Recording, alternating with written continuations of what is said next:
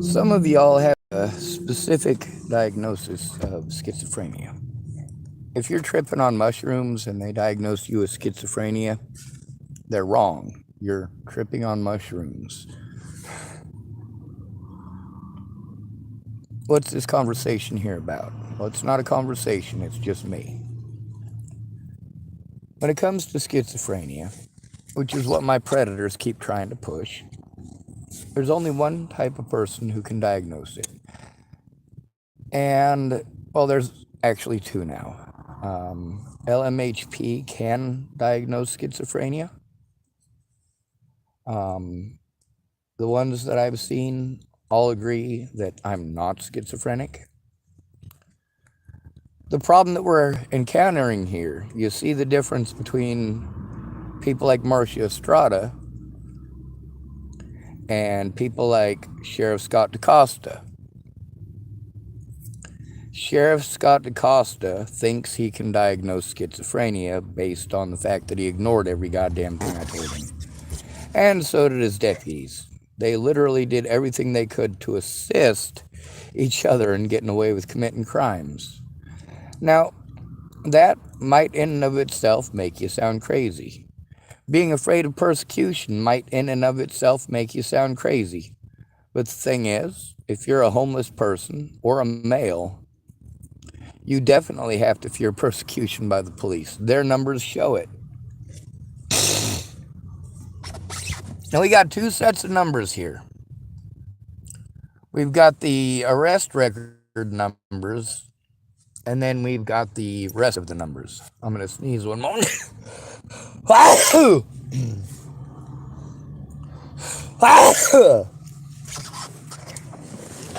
Now we've been, might be one more. We've been studying Twitter and Facebook and YouTube and coming to realize that there are a lot of women who cry wolf. And that it is indeed, and in fact, destroying innocent men's lives. We've also come to realize that women stalkers are far more prevalent than male stalkers. We've also come to realize that while women are more likely to assault a man's more likely to do serious damage.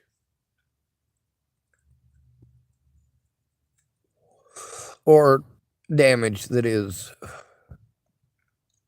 negligible, but still, he's a man, so it must be his fault. There was a thing today that came across the news feed about a doctor who was trying to poison her husband to death using his tea. Ew. She didn't do it right, by the way. My little brother, Michael Allen Albert, his dad tried to end it all with that. He did it right, though. You know what it resulted in? It resulted in his esophagus being removed and being replaced with portions of his colon. Well, portions of his intestine, I should say.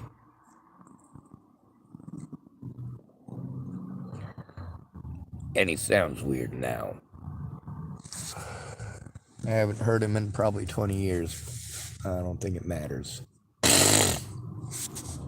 So, when it comes to disorganized speech, I do have disorganized speech because I'm in a state of crisis and because I'm autistic. An autistic person in a state of crisis is not going to have the easiest way of explaining what's going on. You have to be patient and you have to listen. We're used to being talked over and we're used to people downplaying the abuse that we endure. And as a result, we have to endure more because people aren't going to do anything about our predators. Whereas we've gotten to see men, even recently, have their entire lives destroyed because they looked someone's direction. I'm not talking about somebody who's blatantly staring at your chest. By the way, if you are working at a store and you have your name tag on your chest, please don't be a jerk to the dude who tries to read it and learn your name and be nice to you. He's trying to be nice. Or she.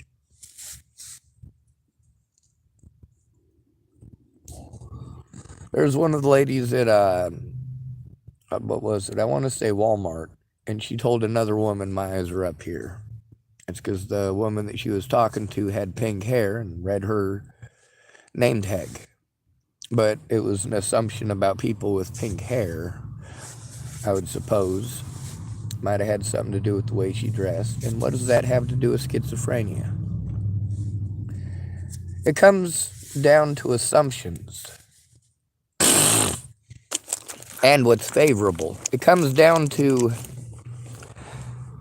Natalie Bollinger and her friends and family making my life hell for a whole year.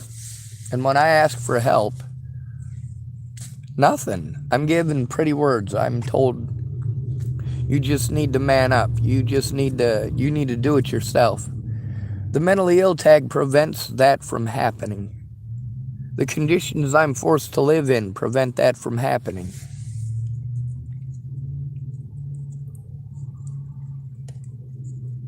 Now, I do have a lot of problems with my speech. Some of y'all might not know that I have a stuttering problem. You also might not know that I practice 2 forms of speech. And it's because both of those are kind of stutter resistant.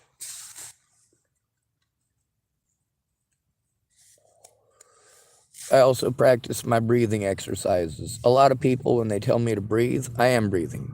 I'm practicing a breathing exercises as I'm trying to tell you what's going on. So when you tell me that, it's really annoying. But it's also just another interruption. Kind of like every time you interrupt me to tell a story about yourself, or you ask me in the middle of something I'm trying to explain to you, have you called this place? Have you called that place? Please, will you stop and listen? All right, the first thing you need to do is listen and believe.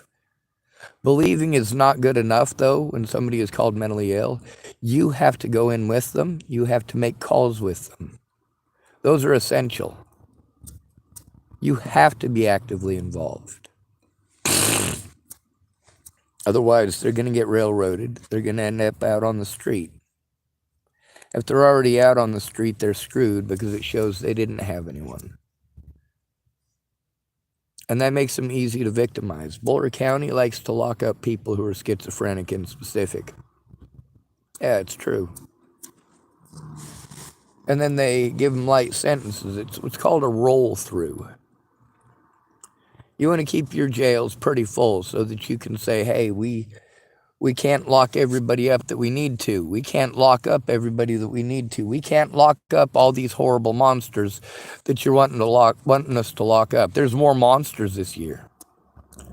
And who do they go and arrest? Homeless people. Homeless people who can't defend themselves, who are going to lose every little thing that they got and have no support getting it back. Or very little support. Or they'll have to jump through so many hoops to get that help. They would have been better off walking to wherever it is that they were originally from and trying to do it that way. And even then, it's going to be a pain in the butt.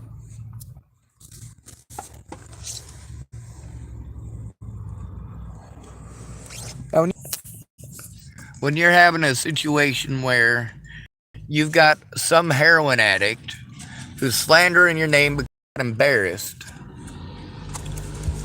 that's not too big an issue to handle. When you were called mentally ill, this automatically takes away your credibility in 90% of the population or more. And many of those people hold bias of their own. Many of them had a mentally ill, alcoholic, or druggy parent. And then, of course, when they see me and people are trying to pretend like I'm some sort of a druggie, you get to see on my paperwork. Definitely Jared Scudder, too. I showed it to him. I was like, you see this? Does it say here anything about a UA? It's because they never gave me one.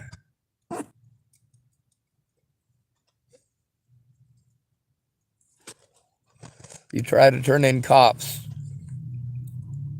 You got to try to turn in cops to, well, for example, I had to try to turn in the officers when I was in the jail in Boulder County before they found Natalie's killer. I had to try to turn them in to the nurse, and she offered me a fucking Tylenol and a Band-Aid. Like, thanks, lady.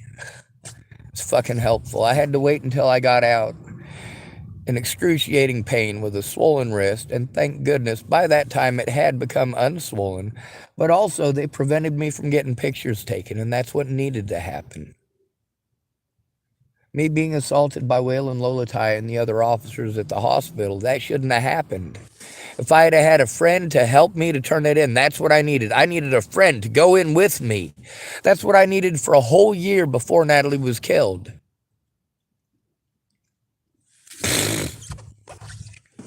Meanwhile, Maslow's hierarchy of needs takes over. That's your food, water, and shelter. I don't have safe shelter.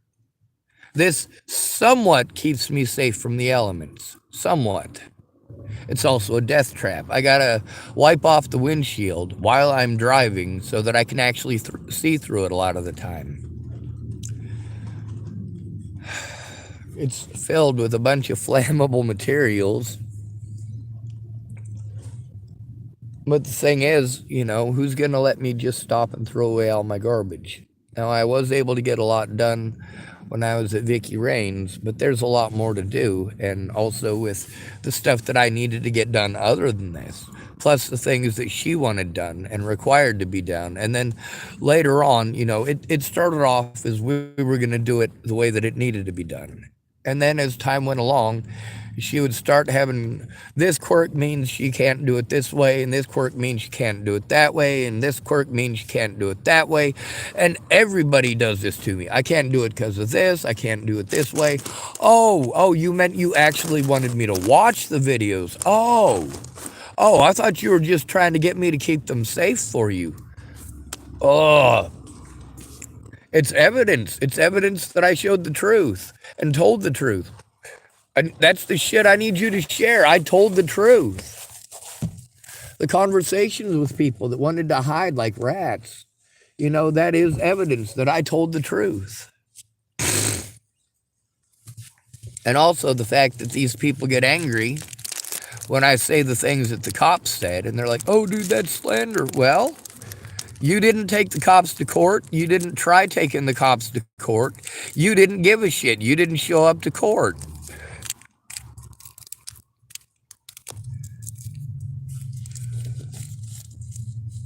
But just like the situation with these restricted numbers that keep calling me, and the fact that that happened a lot. And of course, what do those people sound like when I answer it? There's a video on my channel called Law Enforcement at its Finest, where I get to speak with Leslie Snell about the restricted numbers calling me. There's also multiple conversations that are recorded on my channel, like the ones with Tara Smith. I think I wrote it down as Tara Miller on some of them, but Tara Miller or Tara Smith 1, 2, and 3. The reason for that is because I couldn't remember if it was Smith or Miller. I mean, they're both very common names. But I've got the card. I showed it on my channel yesterday, and I think the day before too. She's an actual person who exists. She actually works for the Adult Protective Services, and she actually went out of her way not to do her job not once, but twice in person. Both times, officers that I was trying to turn in were present, as well as Leslie Snell, and of course, the situation with Clint Snell when his brother and Chris Kurth decided they were going to threaten me more than once. Well, one of those times, Carl Snell, that's Clint's brother, told me that Carl Snell was one of the people that was going to kill me if I didn't leave town. And that was in 2018. 2018. That was either while my grandma was being buried or shortly thereafter. That would have been in April. Now, that's not the first time that he pulled that stuff. That would have been in April of 2018. I should specify the year because it is so many years later. And then people want to pretend that the impact of this doesn't carry with me everywhere I go. See, that's always been the problem. When I was a kid, people abused me, but it's fine. You know, they just call you mentally ill, and magically you must have deserved it. You must have wanted it, or you must be making it up. But then you take a look at the massive number of predators that I've turned in that are now in prison for doing those things to other people because they got a hot head. Now, being delusional, when you look at the actual evidence, it shows you that I'm not delusional, I'm overwhelmed, and I'm having communication issues. One of the important things about the evidence is that the evidence shows that I'm telling the truth. When I'm overwhelmed, though, it's not that I'm trying to lie to people, it's that my words aren't coming together right. Or I'm speaking of a very specific period of time. Now, don't get me wrong, there are times that I did, in fact, threaten people's lives. 2 of them. Both of them after Natalie's death. One of them at my grandmother's funeral after the whole fiasco with Alicia Bollinger and Ted Bollinger and all the fucked up shit that they were pulling. Meanwhile, I was forced to jump through these hoops.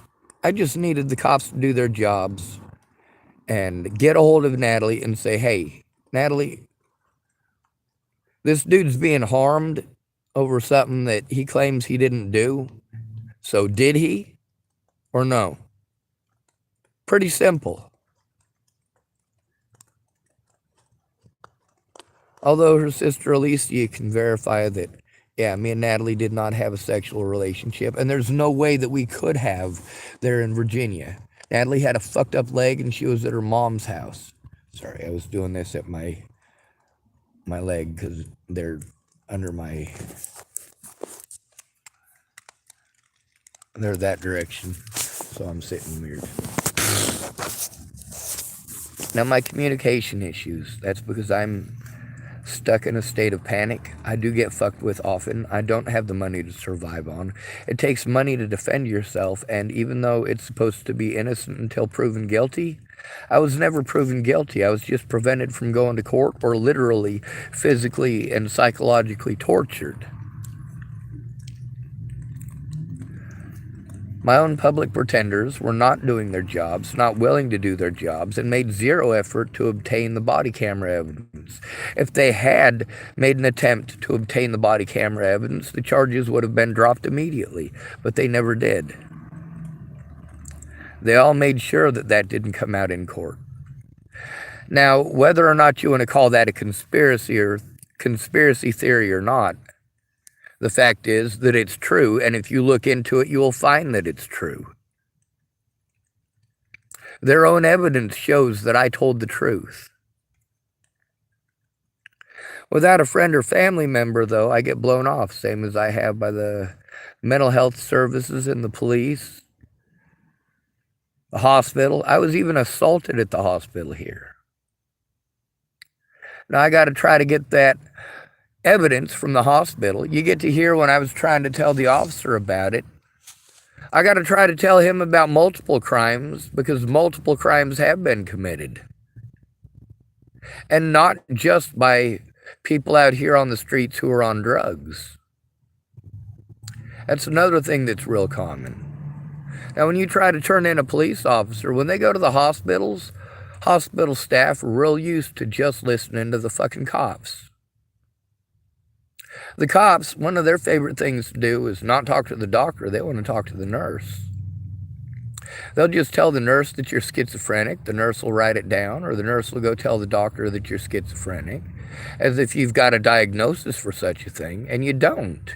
You don't have a diagnosis of schizophrenia. You've got a police officer that literally you've been talking about what this officer has done to you for months. You've been trying to turn this officer in for months.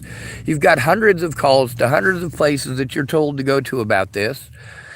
Some of them tell you they don't do anything about civil crimes. The other half try to pretend that it's criminal. They say we don't do anything about criminal crimes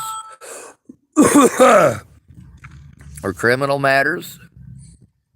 Meanwhile, when I try to speak up about that, it's just assumed because of the mentally ill tag that I must be mentally ill and dangerous. Bum, bum, bum. Try to make it sound real scary, right?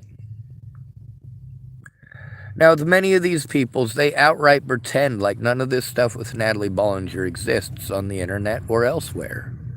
I'm told that because I speak up, I deserve the abuse, or officers who show up get an attitude with me immediately, and then want to play it off with a false narrative over the top of what I'm saying.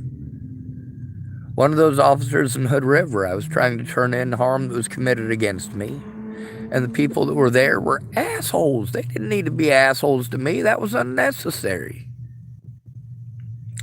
When I tried to turn it in, and I had to make sure I was recording it when the officer showed up, well, there were some trolls on there harassing me. And you know what? Situation with Dallas Palmer here in Tillamook in the parking lot, when he was messaging with me while that stuff with Molly was going on. Like, yeah, sure, it's on the internet, but that person who's typing to you from the internet could be right fucking there, just like Dallas Palmer and his friends and his mother. His mother was there. So, it's not a matter of whether or not I'm telling the truth. It's whether or not people come forward or take a look even. A lot of this evidence I didn't want to post up on Facebook and YouTube. I wanted it in court. Now, don't get me wrong, I've done some very imperfect things. Now, some of you say 2 wrongs don't make a right. Well, I'm going to tell you something. I don't believe in killing people. I believe it's wrong.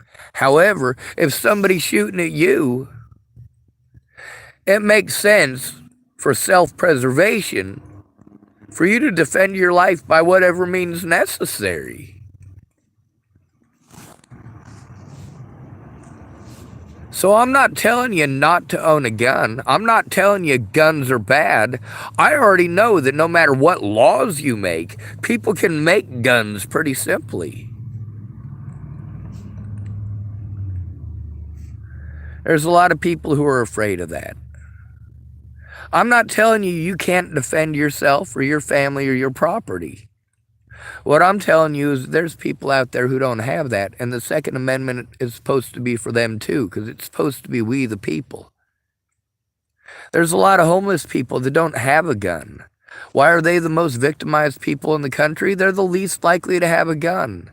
And besides that, the American public is just assuming that every homeless person out there is a junkie.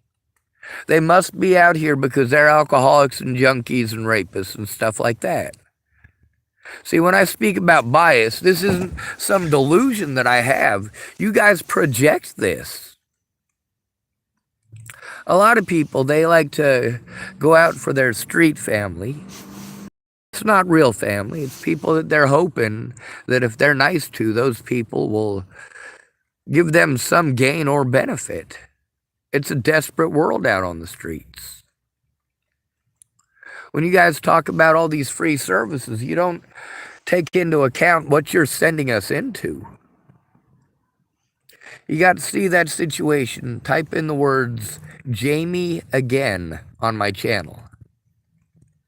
You'll get to see a young woman get punched in the back of the head. She is pushed, but you can't see that in the video. I had to see that out of my little side mirror over here. But you do get to see on video that she's trying to get away from him, and he's pursuing her. She walks probably 100 feet away from him. Well, 100 feet trying to get away from him. He's following her. He punches her in the back of the head. You can hear him hit her. It's on video, and within 5 minutes of him doing that, that's the first 30 seconds of the video, is him following her and punching her in the head. Within 5 minutes, he's admitting to murdering people. Now, you notice that my stuttering is heavily impacted, and often I'll stop and I'll take breaths in between each word. Or another thing that I'll do is I'll try to say as much as I possibly can without actually getting rid of all of my oxygen. That way I can control my breathing so that I don't stutter. The way that I'm treated by police is documented. The difference between when it's just me by myself versus when I'm recording it and they know it, versus when I'm recording it and they are not sure if I'm recording it, versus when there's another person that actually there with me in person. The difference is, it's not like I haven't paid attention. There's a lot of this stuff that I was able to project coming from a mile away. That's not because I have a crystal ball and tarot cards. It's because I understand human nature. I grew up with the craziest of the friggin' crazy. I grew up with people who literally raped their sisters to death. I lived with people who killed their grandparents.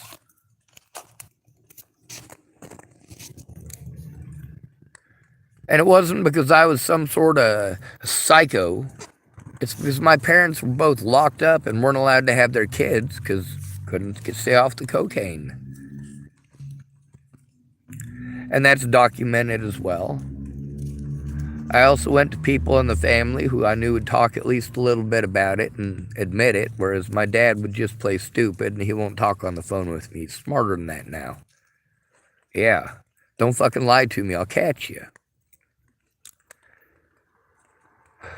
Now for me, with these places not taking it seriously, I have to show that they're not taking it seriously. That the crimes that are committed against me are completely ignored or blown off, or even if I do get far enough to talk to an officer without getting arrested or beaten on or taken to a nuthatch, they're still not going to investigate. There are several of my predators who have remained getting a hold of me through all of this, who I've told on repeatedly, to Sheriff Scott DaCosta and others.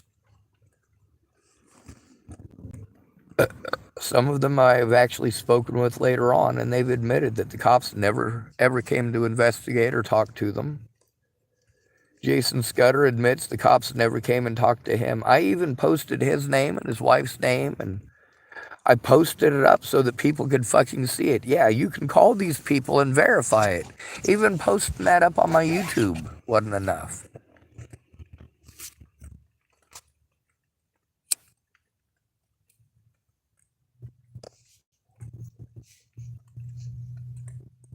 And what we're talking about here isn't a situation where you've got somebody who thinks that they're a spaceman. This isn't a situation where we're talking about a person who sees flying monkeys and pink elephants and purple monkeys and whatever else. It's not like I think I have a magical unicorn I get to ride on. I'm not blaming this stuff on the Illuminati. I'm not blaming it on, well, anything other than human nature. The other thing is that when it comes to human nature, the mandated reporter training stuff, especially the stuff from Minnesota, that really does fill you in on a lot of the dynamics of it, a lot of the federal dynamics, a lot of the human dynamics, a lot of the reasons that mandated reporters don't do their jobs as mandated reporters. It also explains that in those cases, the mandated reporters are still mandated reporters.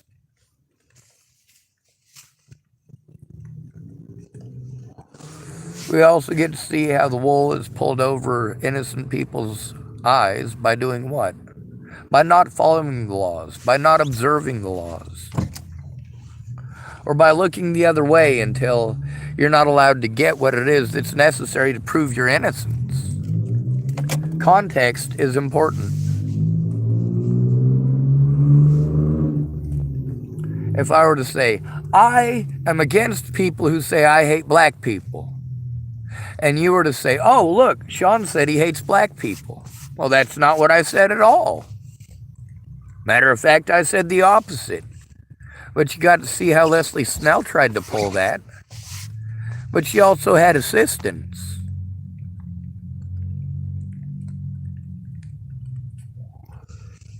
She works for Dual County Sheriff Scott DaCosta, and she's one of 4 people that I named, that I was named on my YouTube channel here, that I was trying to turn in.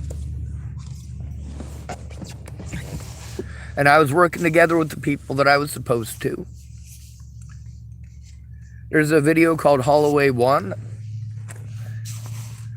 or it might be Deputy Holloway 1 on my channel, where Deputy Sean Holloway, this is months after, basically, we've all agreed Megan Mesigadis is supposed to be my autism advocate. She's also supposed to be the go-between between me and the Dual County Sheriff's Department so that I can safely turn things in. Now, after 6 months of Dual County Sheriff's Department, every time a crime is committed against me, go to my advocate. Isn't Meg Mesigadis supposed to help you with that? No, she already said that's not her job. She's told me that repeatedly. She said, that's not my job. I'm telling you guys that she's telling me that's not her job. I'm also telling her to call you, and she hasn't done so. I'm trying to get you guys to call her, and you won't do so. It was Dual County Sheriff's Department that sent me to Megan Mesigadis, knowing she was in Lincoln, Nebraska. Lincoln. Do you have any idea how far that is away from Chapel? That's like a 9.5-hour drive. That also happens to be where Scott DeCosta sent me to prison under what's called the, hold on a second, I want to make sure I get it right. County Safe Keep program. Basically, Dual County, one of the easiest ways to get away with committing crimes in your county is not having a jail there. You send them to another jail, and they say, we can't do anything about it. You're in the wrong jurisdiction. You got to go back to Dual County and turn in the Dual County Sheriff to the Dual County Sheriff. Or they tell you to call Nebraska State Patrol, who will either tell you it's not their job, or they'll send you on a tour of all the Nebraska State Troopers. Troop E, Troop C, Troop A, Troop D, Troop F, Troop A again, Troop B, back to Troop E, back to Troop C, phone call after phone call. And in between those, you've got the phone calls where you've got Nebraska State Patrol saying, it's not my job. It's not our job to police the police. You also get to see in the situation with Michelle Decini and Michelle Quinn, both of Nebraska, and also with Polly Olson of Nebraska, and also with Sarah Nelson of Nebraska. You get to see how multiple times I've tried to turn in people for crimes that they've committed against me, and these people with a position of power that I have to try to turn it into, many of whom are friends long-standing with Scott DeCosta. Many of them work in the same building as him. Some of them work for him. How well did you think it was going to go when I had to go in by myself to turn in the crimes against me? No matter what, they wanted to redirect me to someone else, always to someone else, always to someone miles away. And then, instead of Megan Mesigadis being a go-between, the Dual County Sheriff's Department is not talking to Meg. Meg is not talking to the Dual County Sheriff's Department. The only times that she did, I had to force the situation by calling her when the cops were there, or calling her when I was on the way to go meet the cops somewhere public.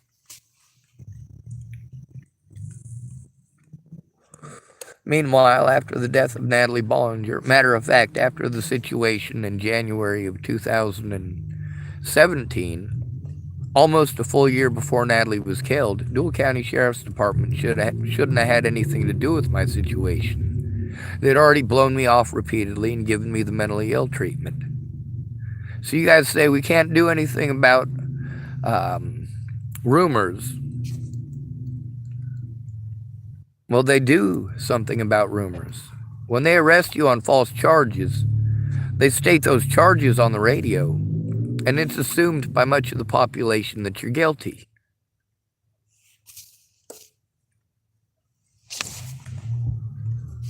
And then you have a reputation whether you're guilty or not. How many times did Dual County have to drop the charges? 11 separate occasions. Over 30 crimes I was charged with in those 11 separate occasions. Over 30 crimes, and they had to drop charges every single time. Every single time. For any lawyer that wanted to pick this up, it would be an open and shut case. But Dual County Sheriff Scott DaCosta went around telling everybody that I was schizophrenic. He was able to abuse his position of power to prevent me from turning him in. Meanwhile, Nebraska State Patrol had shown loud and clear that they were not going to do their jobs. Nobody from their offices ever actually contacted me back until after I had been assaulted by a state trooper by the name of Lassen, as well as Scott DaCosta, because I was still trying to turn in Scott DaCosta for crimes that he had committed and was continuing to commit. When he helps all of my predators to get away and literally does not investigate any of those crimes, and repeatedly sends officers that he knows are not to be around me, that I am trying to get protection orders against these officers, and he's going to send those officers to me every time? That's inappropriate. Looking at how many government officials and officers have been arrested that I told on before they were arrested for doing those things to others, this stuff does need to be reviewed. Now, we're also going to go over the fact that in order to diagnose somebody with schizophrenia, you have to be a psychiatrist or a licensed mental health care professional. I believe I said that right. So, just a regular old MD isn't qualified to even diagnose that.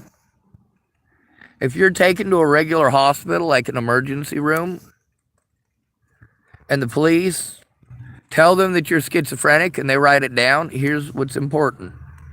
You're under an extreme amount of duress. You are in a very scary situation. Let's take, for example, the situation with Teresa Massilia. She had just been raped, and she was trying to turn it in, and she was scared. And then she was treated like a criminal. For guys, it's different. We're still treated like a criminal, but more often. Matter of fact, with Teresa Massilia, I am very surprised that they did what they did to her. Then again, it's Boulder, Colorado, and we know their history with CU athletes and rape. Now, when you know the politics of the town and you've lived there, it's a much different story. How was I able to record as much as I was able to from the screwed up position that I'm in? Well, because I basically have to record at all points in time. How many times have I recorded meth addicts coming up to me just this week? They recognize the car, it sticks out like a sore thumb. Meanwhile, people don't stop to recognize that I lost my housing. The people who were taking advantage of me that I was living with, where I got assaulted on December 26th of 2017, right before Natalie was killed. I was assaulted by Dawn Bird over my money being stolen by Ken Wilson and Leatha Plunkett. Plus, they were abusing their son Gabriel. By the way, I've also got conversations with his dad. He goes by Jay Hawk. There's a conversation with him on my YouTube channel too, where he talks about a few of the bodies in Boulder and the connection with his particular trade at that point in time and those bodies. He didn't want people being killed, so he got out of the game. Now, there's a lot of you who want to assume that autism means I'm a retarded person who grew up under a rock. No, I grew up in the system, the son of 2 drug addicts. I didn't have manservants and maidservants that kept me sheltered from the world. I got to live the worst of the worst as a child. And of course, there was, when I was about, 7 or 8 years old, I'd been in the system since I was 4. I didn't do anything wrong. They wanted to put me in one of them scared straight type of programs. They take you around to different juvenile facilities in the state of Colorado. And you get to sit there in this juvenile facility with kids that killed their parent. Well, one of the kids killed his grandparents. One of them raped his sister to death. Why was I there? I wasn't there because I was violent. I wasn't there because I was a mean kid. I was there because they ran out of places to put me.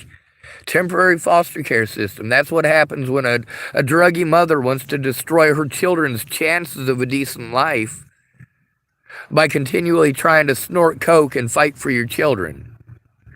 One or the other, lady. Pick one or the other. Do you want to snort cocaine up your nose for the rest of your life? Or do you want your kids? Because you're not going to get both. Meanwhile, in the state of Colorado, temporary foster care system, you're allowed to go to a foster home for 2 weeks. 2. That's it. Because of attachment issues. You're supposed to be going back to your parents. So, you're supposed to be going back to your parents. They tell you this weekend you get to see your parents. Well, at least your mom. Your dad is more likely to be arrested on a first offense, and back then it was the 80s, it was Ronald Reagan and his wife Nancy, and the whole, mandatory minimums, and you get busted with coke, you go to prison for 12 to 20, right? My dad served 5 years. Anyway, we've got a major problem with assuming that because somebody's homeless, or because they're mentally ill, that it means schizophrenic. We've got a lot of our predators who gaslight us. Gaslight us to the police even. How many of you girls out there who cut on yourselves? How many of you tried to tell a trusted adult and your predator called you mentally ill? How many of you started out with without any cuts on your body? We know that women are 5 times more likely to cut on themselves starting at the age of 15, and that boys are more likely to commit suicide at the age of 15. 5 times more likely. Now, those of you women, you're more likely to be alive to tell your stories. How many of those cuts did you start off with at birth? When did those start? Usually, it's when your dad couldn't keep his hands to himself, but it's a 2-part system, as we know. It's not just that daddy couldn't keep his nasty cockbeaters to himself. It's also that you went to your trusted adult, usually your mother, and she either blew you off, treated you like you were a bad person for saying something, or tried to convince you to keep it a secret because she couldn't afford the roof over your head. Not by yourself. And any of those events, that's harmful to the child. That's harmful to the victim. And that betrays the trust that a child should have in either one of their parents. Now imagine your parents aren't there. That you're in a system where a lot of the foster homes you're going to, they treat you completely like crap. Don't get me wrong, there were a lot of okay foster homes, and there were even a few very, very nice foster homes. And I always consider that when I have to call in abuse, is the abuse that they're going through right now. Is this worse than the potential abuse of going into the system? And oftentimes, even if a child is being smacked around, I have to remember what it's really like in the system. Or they separate you from all of your loved ones, and then you have a trauma reaction to being separated from your loved ones. Nowadays, you guys have cell phones, and your cell phones might be full of evidence like mine. And you just need them to look at it, just like you just needed your mom to listen. And when they don't, what do? You end up with scars, and you end up with a tag of suicidal ideations. and a regimen of medications. Because your daddy couldn't keep his nasty cockbeaters to himself, and your mommy didn't listen. And now, for the rest of your life, anybody can beat you and rape you and call you mentally ill and get away with it. And that includes police officers, therapists, teachers, doctors.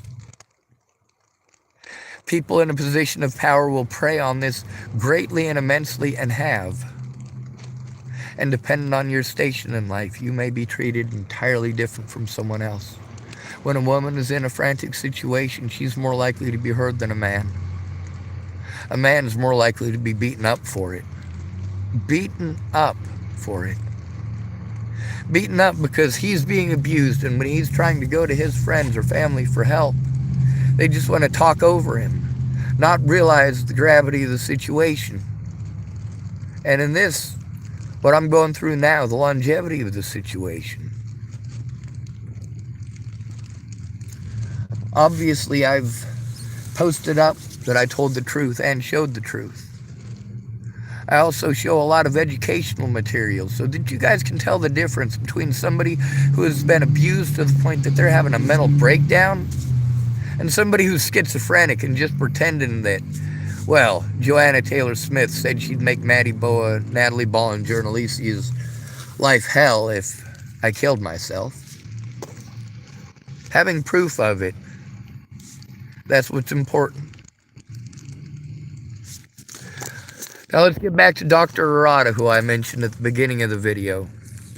I spoke to him about how Scott DaCosta had literally told everybody that I was schizophrenic. He had sent me to Garden County Jail, told those people that I was schizophrenic, called up the hospital in Garden County to tell them I was schizophrenic, called up the State Patrol to tell them I was schizophrenic, told Zach Richmond and Jenny Richmond and, of course, Pastor Rod Wright that I was schizophrenic. William Barr went for that same attempt. Of course that's an officer's attempt. He don't want to get in trouble. He don't want people to know what he done. It don't confront me none. I told on Polly Olson and her embezzling funds and what's she going to prison for. Yeah, she stole a lot of money from the American taxpayers. My nose is still running off my face. Anyway, I'm stuck in a situation where I have to pretend everything is okay and all right at all points in time. And I can tell you, it is never all right. It is never okay, and I am constantly overwhelmed to the point that I can't function. Now, when it's a situational issue, medications don't work. At best, it's a temporary Band-Aid. If you've got a chemical imbalance, but the actual issue is still there, doing something about your chemical imbalance isn't going to help it. When you harass somebody until they are so afraid that they can barely speak, and you talk over them repeatedly to interject your personal opinions, or you try to break it down and analyze it, or ask 10,000 questions, let them tell you what's going on before you do that. Otherwise, what you're doing is you're breaking them down into nothing, and you are creating a situation where you are going to misunderstand it. There's a timeline, and there's a lot of things that if you don't let them finish, then you're going to get the wrong idea. You're going to get wrong assumptions, or you're going to be able to go and interpret it however you want because you didn't let me finish, or whoever the other victim happens to be. There's also people give advice, but they don't often follow it. There's a lot of people wanted to give me advice that doesn't work, not without another person there.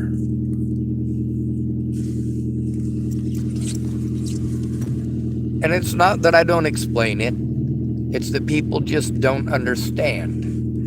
And I know that I have no teeth, and I need to practice enunciating better. But when I speak like this, it annoys people, and they think that I am talking down to them like they are idiots. So, If I speak like this and it starts to annoy people, they are going to stop listening to me immediately. There is also the fact that I have a very nasal sound to my voice, and most people just start drowning it out. Now, there's a lot of stuff that comes to human speech, human looks, and of course, money and gender when it comes to bias. And that also includes your voice. Sometimes people go to extremes when they have something so little as a voice. Mike Tyson, for example. Are you really going to tell Mike Tyson to his face that he sounds like a girl?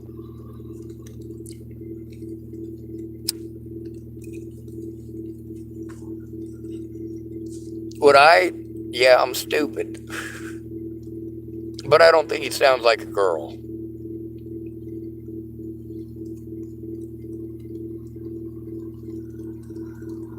To his face? Yeah, I'd be willing to say that, even if it get me knocked out. I do have a big mouth. I'm well known for that. But also take a look at the situation I grew up in. Now, Dr. Arata, he listened to that.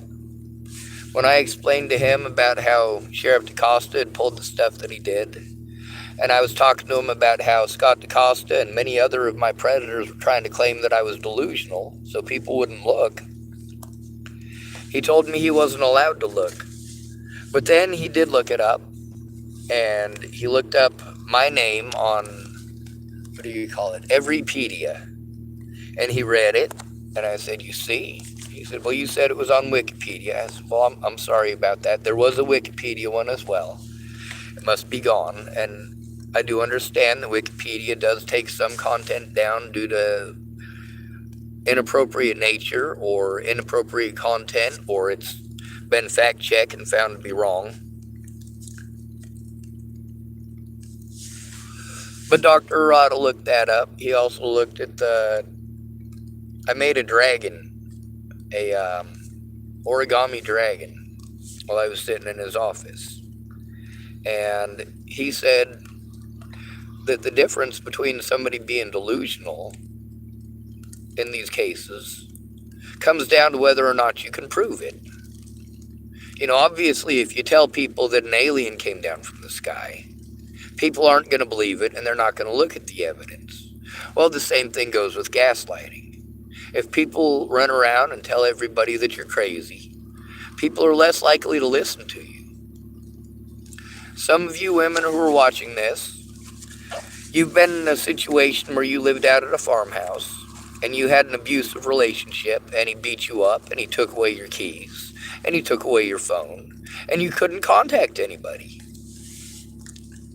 Now, he keeps you locked up for a week, and then when you get out, all your bruises are gone. He just needed to keep you that long. He gives you your stuff back. You know, he tells people in town that you're sick and you had a mental breakdown and so on and so forth. And you go into town and you want to tell people about what happened, but they're not going to listen now. He's already gaslighted you and told everybody you're crazy. It's even worse when it's a police officer. And it takes 6 months to diagnose somebody as schizophrenic. And the type of doctor that it takes to diagnose that schizophrenia isn't there. It's obviously not 6 months. I'm released after less than a day. And literally the officers that I'm trying to turn in get to investigate that situation. After that, one of the officers involved in that is the one who's assigned to investigate it, and she went on vacation immediately. A lot of people go on vacation. Why send me to somebody who's going on vacation to investigate it? Why send me to literally the officer I'm trying to turn in and have the officer I'm trying to turn in investigate it? How is this okay?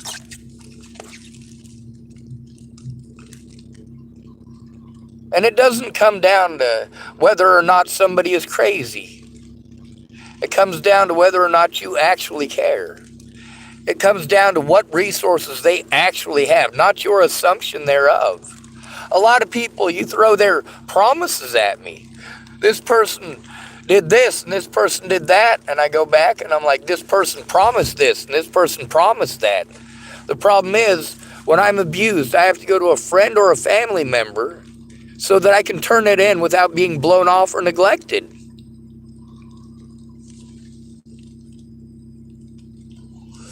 So I'm told I have to go to these different agencies to do that. Meanwhile, my predators have cheated me out of over $30,000 just in my disability money. $30,000. And that's not all it's cost. I am constantly moving because when you're homeless, people just straight don't like you. And no matter how nice you are, when you're harmed, people are going to blow you off every time you're harmed. It's not such a big deal. But if it happened to their daughter or their son or their wife or their husband, they would want to do something about it immediately. That's how you can tell whether your friends care or not. With Dr. Arata actually looking it up, he was like, all right, well, I've got my own recommendations here, and you're definitely not delusional. You're definitely not schizophrenic. You're obviously telling the truth. At this point in time, the quack doctor that they wanted to try to stick me with, who was their rubber stamp, had retired. Now, since Dr. Arata didn't agree with the assessment, that made a big mess where they tried to keep me even longer. That's why it took 7 months for them to drop misdemeanor charges and let me go. Meanwhile, that allowed 7 months of me not being able to go through the evidence, not being able to turn it in. And it also made it so that Scott DaCosta had access to all that evidence. He got control of all of my electronics. Got to do whatever he wanted with them. Now, when you start looking at places like Clearview Behavioral Health in Johnstown, Colorado, what happened there? Why are they closed down? And why didn't anyone listen to me when I spoke up? How about Officer Waylon Lolatai? What happened there? And why didn't anyone listen to me when I spoke up? Oh yeah, I wasn't even allowed his name. Keep that in mind. I didn't know what that officer's name was who assaulted me. But then again, they're officers. All they got to do is take you to a hospital. They promise that they're going to take you somewhere where you can make a report. And instead of taking you somewhere where you can make a report about the bullies, they're locking you up on suicide watch. How about pay attention? How about listen to the victim? How about not talking over them and trying to break down and analyzing everything they're saying into an excuse you can make? It got to the point where I literally had to threaten to do the things that people were threatening to do to me. And whoop-de-doo, magically, it's illegal for me to do it. Anyway, I'm going to end this video. It's about an hour long. Be safe. Good to be rid of you. Thanks for coming to visit. Stay out of trouble or don't get caught. Remember, you are your brother's keeper and your sister's, and no victim left behind. Not even if they're schizophrenic.